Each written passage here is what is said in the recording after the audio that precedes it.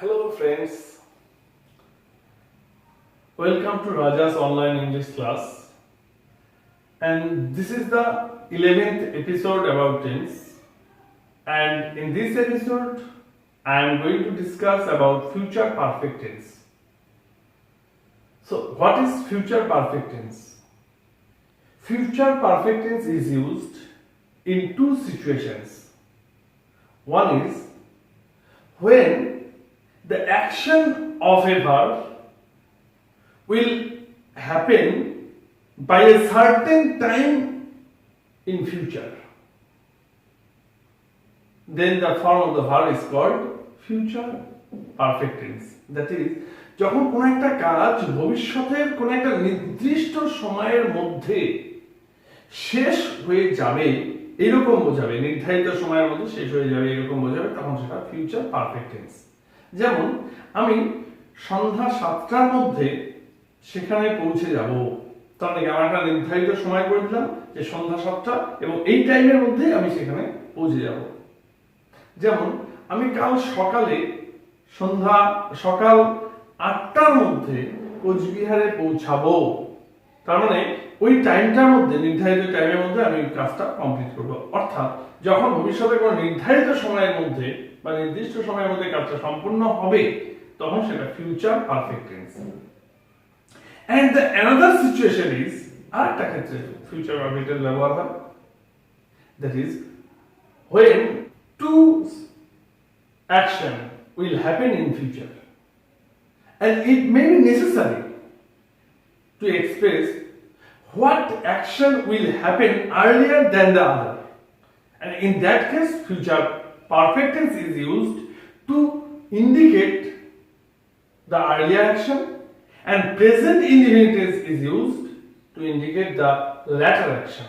That is, ভবিষ্যৎকালে দুটি কাজ ঘটবে এবং তখন যদি যে কাজটা ভবিষ্যতের দুটি কাজের মধ্যে আগে ঘটবে সেটা হচ্ছে ফিউচার পারফেক্ট টেন্স, আর যেটা পরে ঘটবে সেটা present indefinite tense. The formation of future perfect tense will be affirmative sentence হলে subject shall বা will have after that verb 3, that is past participle form of verb, এবং তারপর অবজেক্ট। আর negative বাক্য হলে সাবজেক্ট শ্যাল বা will have তারপরে not, verb 3 that is past participle form of verb and then object. যেমন মনে করো যে বাবা আসার আগে আমি কাজগুলো সেরে রাখবো, তাহলে দেখো বাবা আসা এবং আমার কাজগুলো দুটোই ফিউচার, কিন্তু কোনটা আগে হবে?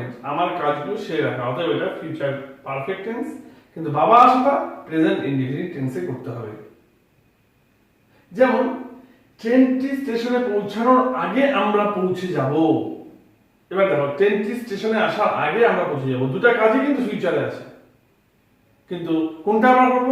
আগে আমরা পৌঁছাবো তারপর ট্রেনটা আসবে, তার মানে আমরা আগে পৌঁছাবো এই অংশটা হচ্ছে ফিউচার পারফেক্ট টেন্স, আর ট্রেনটা পৌঁছাবে এটা হচ্ছে present indefinite tense. Present indefinite টেন্সের ফরমেশন তোমরা অলরেডি জানো, আমরা প্রেজেন্ট ইনডিফিনিট টেন্সে আলোচনা করেছিলাম, subject verb s by s object.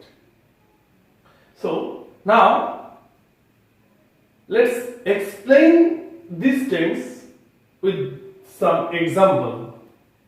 That is, সন্ধ্যা 7টার মধ্যে আমি হোম টাস্ক বিল করে রাখবো। তার মানে কি? সন্ধ্যা 7টা, এটা কিন্তু একটা এই দেখো certain time of the future, in the future, ভবিষ্যতের একটা নির্দিষ্ট সময়, তাই সন্ধ্যা 7টার মধ্যে আমি হোম টাস্ক করে রাখবো। তাহলে কি হবে? যে এখানে সাবজেক্ট আই, তারপরে কি হবে? আই এর সঙ্গে শ্যাল, আই শ্যাল, তারপর হচ্ছে হ্যাভ। এখানে কিন্তু আবার বিশেষভাবে মনে রাখবে এখানে কখনোই হ্যাজ বসবে না, সাবজেক্ট যাই হোক না কেন এখানে কিন্তু সব সময়ের জন্যই হ্যাভ। আই শ্যাল হ্যাভ, তারপর হচ্ছে done, D O N E verb 3, done the home task, H O M E TASKS, home task. এইবার সন্ধ্যা 7টার মধ্যে এখানে হচ্ছে by 7 PM, that is by মানে কিন্তু কোন একটা নির্ধারিত সময়ের মধ্যে যখন হবে তখনই সেই ক্ষেত্রে বাই বসে, এই জন্য বাই। 7 PM 7টার মধ্যে। আবার দেখো এতক্ষণে রামবাবু বাড়ি পৌঁছে গিয়ে থাকবেন, তার মানে এতক্ষণে একটা সময় বলা হচ্ছে, সার্টেন টাইম, এতক্ষণে একটা নিজের একটা সময়। So Rambabu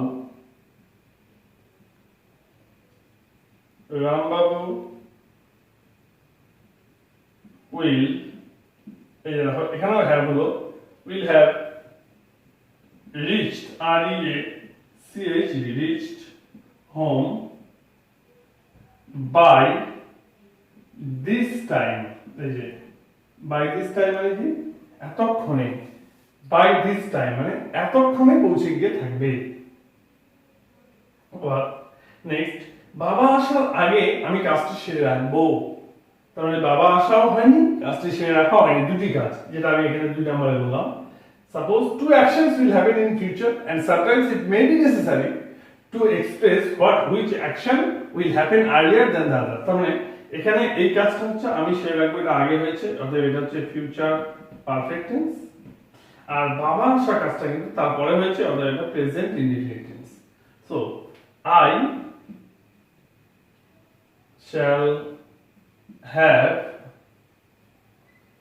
I shall have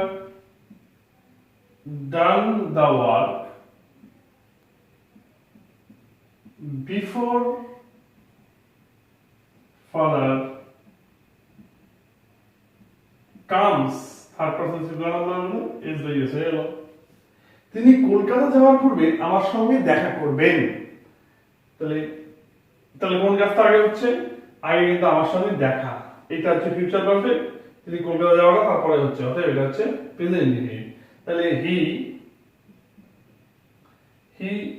will have, এবার মেট লিখতে পারো, MET মেট, বা একটা গ্রুপ ভার্ব ইউজ করতে পারো যে কল্ড অন, এটা হচ্ছে সাক্ষাৎ করা, মেট, কল্ড অন বা মেট মি মানে আমার সঙ্গে সাক্ষাৎ করবেন, বিফোর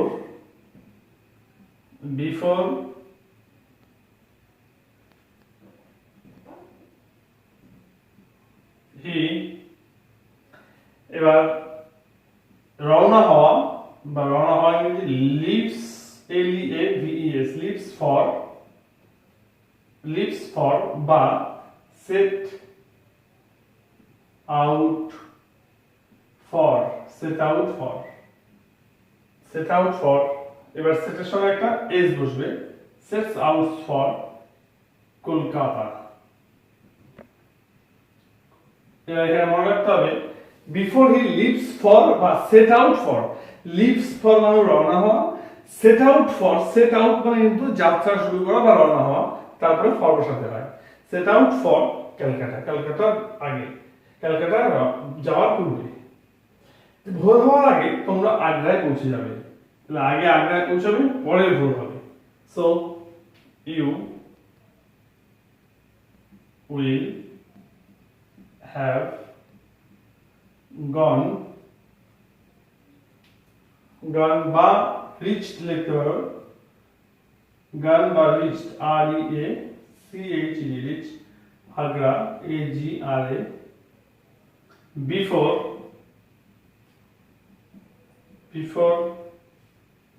the day, ভোর হওয়া মানে ডে ডনস, DAWNS, এই ডনস শব্দটা এখানে কিন্তু ভার্ব হিসাবে ব্যবহার হচ্ছে।